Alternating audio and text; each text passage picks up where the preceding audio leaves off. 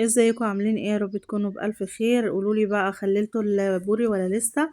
عشان تحضروا لشم النسيم. يلا بينا النهارده نحضر احلى بوري واحلى فسيخ ان شاء الله يطلع زي الزبده، وهتشوفوه معايا ان شاء الله في فيديو لوحده.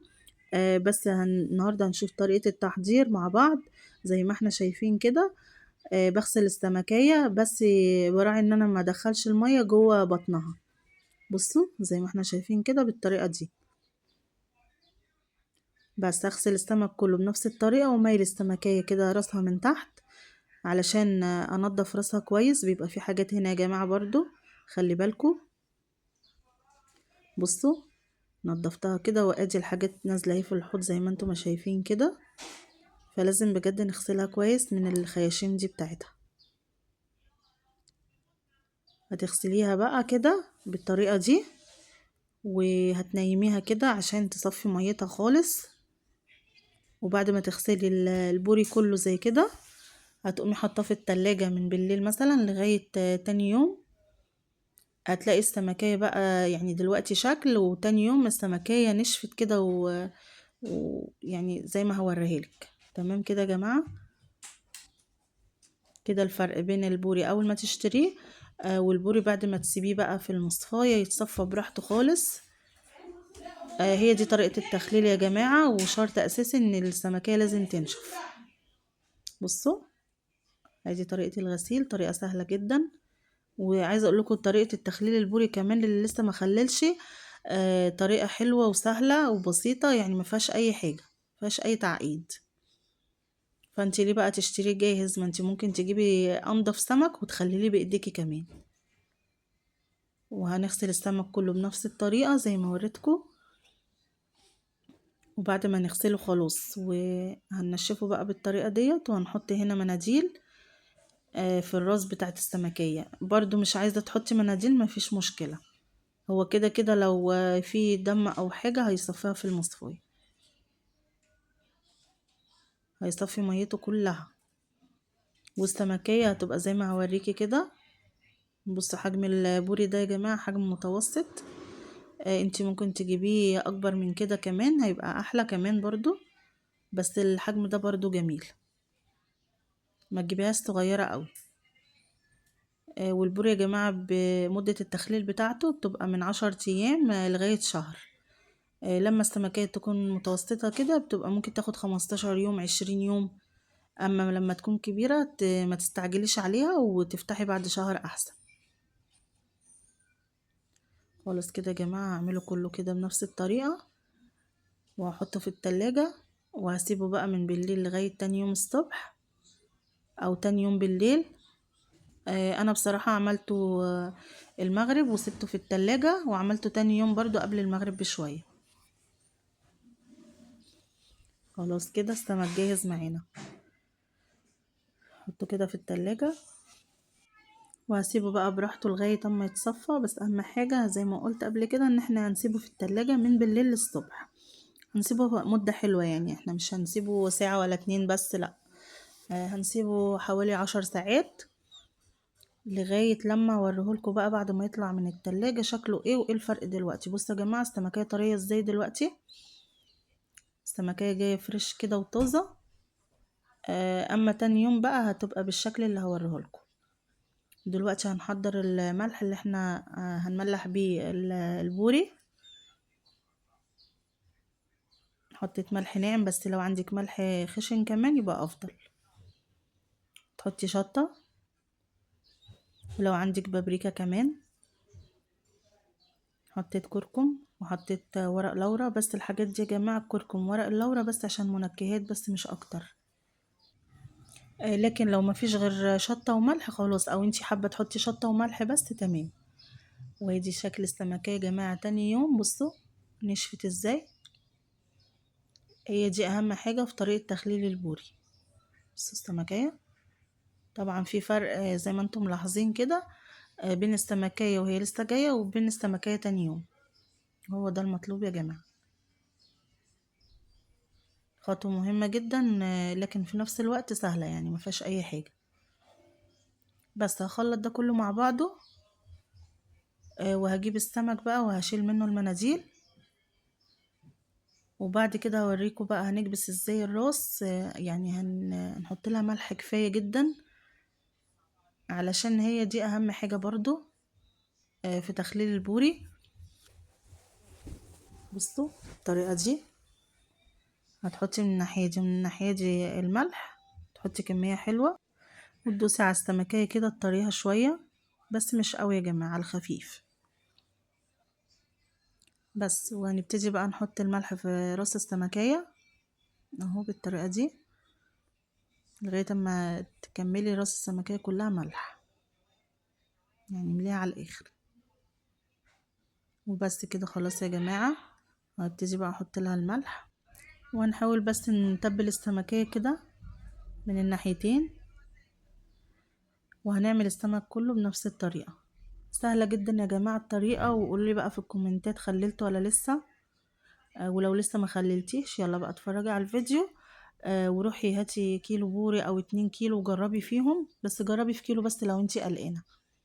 وبعد ما كبسنا راس السمكية كويس بالملح، هنبتدي بقى نتبل السمكية كلها. كده كده يا جماعة، واحنا بنحط السمك في الأكياس بنبتدي نضيف الملح اللي باقي مننا ده. وكده هنعمل السمك كله بنفس الطريقة، وبعدين هنجمعه كله بقى في شنطة واحدة. يا إما في ناس يا جماعة بتعمل سمكية سمكية، يعني سمكية في شنطة وسمكية في شنطة بالطريقة دي، بس أنا هحط كله في شنطة واحدة. هنشوف ازاي دلوقتي مع بعض. وكده تبلت السمك كله بنفس الطريقة، وهرصه كده في الصينية دي. وبعد ما نخلص السمك هنشوف بقى هنعمل ايه دلوقتي.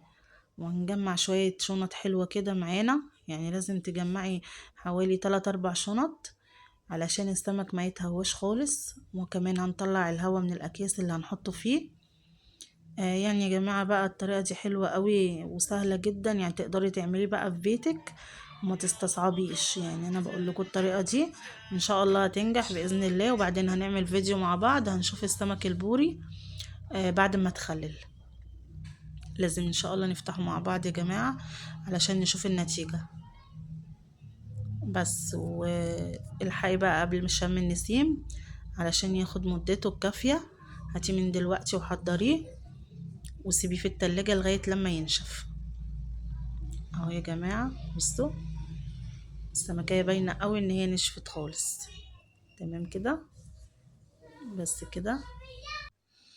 وعلى فكرة يا جماعة السمك البوري متوفر اليومين دول بأحجام يعني كويسة. يعني ممكن في أي وقت تنزلي كده تشتريه فهتلاقيه متوفر. السمكية اللي تعجبك متوسطة وصغيرة وكبيرة. فانت أحسن حاجة تجيبي المتوسطة دي، وتجيبي برضو الكبيرة. كبيرة ممكن تبقى السمكية كيلو، ممكن متوسطة تبقى السمكتين كيلو. فانتي وراحتك برضو، بس هو بيطلع احلى سمك بصراحة في تخليل الفسيخ البوري الكبير. خلاص كده احنا ملحنا السمك كله بالطريقة دي. هنجهز بقى الشنط. تكوني جايبة كام شنطة كده حلوين من بتوع التلاجة وفتحناهم كده، ونرش بقى شوية ملح من اللي احنا عملناهم. ودلوقتي انا جهزت السمك كله بنفس الطريقة. انا مش هحط سمكية في كل شنطة، انا هحط السمك كله مع بعضه. بصوا بعد ما رشيت الملح في الكيس، دلوقتي هرص السمك كله كده بنفس الطريقة. هرص 3 زي بعض كده اهو. وهرص بعد كده ال3 التانيين عكسهم، وهنرش برضو حبة ملح كده. خلاص كده حطيت ال3 سمكات التانيين عكس السمك الاولاني اهو. ولازم بقى اقفل الشنطة كويس جدا يا جماعة وتخلص من اي هوا فيها. احنا عارفين ان اي هوا طبعا بيبقى غلط على السمك وغلط على اي حاجة بتتخزن، فاحنا بنفضي الهوا كويس. خلاص كده يا جماعة تمام. وادي كده الطريقة خلصت. تقولوا لي بقى سهلة ولا صعبة؟ انا متهيالي سهلة وكلنا ان شاء الله نقدر نعملها. تمام كده. ورشة باقي الملح بقى اللي عندنا، وضفت حوالي معلقتين من الزيت. وكده خلاص البوري اتخلل وبقى تمام وزي الفل. فاضل ان احنا بس نربطه في الاكياس زي ما احنا ما شايفين كده ونطلع الهواء منه. وادي طريقة البوري يا جماعة. بجد طريقة سهلة وبسيطة. ويلا بقى جهزوا دلوقتي البوري. اصحي الصبح بإذن الله، اشتري حوالي كيلو كده لو انت اول مرة تجربيه، وخلليه بالطريقة ديت، وان شاء الله عقبال شم النسيم هتفتحيه وهتاكلي منه ان شاء الله، وهيعجبك وهيبقى زي الفل. وهنحطه بقى في اكياس تانية كتير يا جماعة. بصوا على قد ما تقدروا شيلوه في الاكياس عشان ما يخشلوش اي هوا. ودي تاني شنطة اهو هحطها فيه، وهحطه في شنط كتير جدا بس مش هجيبها يعني عشان ما اطولش عليكم الفيديو. بتمنى طبعا ان انتوا لو جربتوه تقولوا لي بقى في الكومنتات ايه رأيكم، وطلع الفسيخ عامل ازاي. طلع مستوي وجميل، وان شاء الله طريقة البيت ديت بجد يا جماعة انضف بكتير من ان انتي ما تشتري من بره جاهز. زي ما شفتم كده الراس بتبقى مليانة حاجات سودة كده ومش حلوة، فانتي بتغسليه بقى وبتبقي ضمناه انتي اللي عاملاه وعاملاه ازاي. فبصراحة يعني انتي بتاكلي من تحت ايدك حاجة نظيفة كده واثقة منها. بصوا يا جماعة، وبعد كده بقى بكرة السلوتيب ديت، وهنقوم ملزقينه كده عشان نضمن ان مفيش اي هوا يخشله. يعني طريقته من اوله لاخره كده سهلة وبسيطة وكلنا نقدر نعملها. اهو يا حبايبي بصوا بالطريقة دي. خلاص كده البوري خلص وبقى تمامه زي الفل. عندك بوكس بقى او عندك برطمان او عندك اي حاجة محكمة الغلق تبتدي بقى تحطي البوري فيه وتسيبيه بقى شهر كويس اوي يا جماعة. يعني من بكرة بإذن الله او بعده جهزيه كده وسيبيه بقى براحته لغاية زي ما قلت قبل كده لغاية اما تطلعيه. الفترة دي حلوة يا جماعة، يا دوب يعني انت عقبال ما تجيبيه من دلوقتي يا دوب يلحق يستوي. تمام كده. وادي البوري اهو، ادي شكله بعد ما عملناه كده. عايزاكي تحكميه كويس وما يخشلوش اي هوا. وادي شنطة تاني يا حبايبي بصوا، شنط البيت كلها جمعيها وحطي فيها. برضو هطلع منها الهوا. انا عايزه اقول لكم ان انا خللت البوري دوت وانا مش شامه ريحه اي حاجه في الشقه خالص، يعني بجد يعني مفيش طريقه احسن من كده هتخللي بيها البوري. خلاص كده يا جماعه، برضو بكرة السلوتيب هتبتدي تلزقي كده زي ما احنا شايفين كده، مفيش اي هوا داخل في السمكية خالص. وبكده تضمني بقى ان الفسيخ هيتخلل كويس. بتمنى يا جماعة اللي وصل معايا لغاية هنا يحط لايك ويشترك في القناة عشان يوصلكوا كل جديد، واعمل فيديوهات تانية ان شاء الله.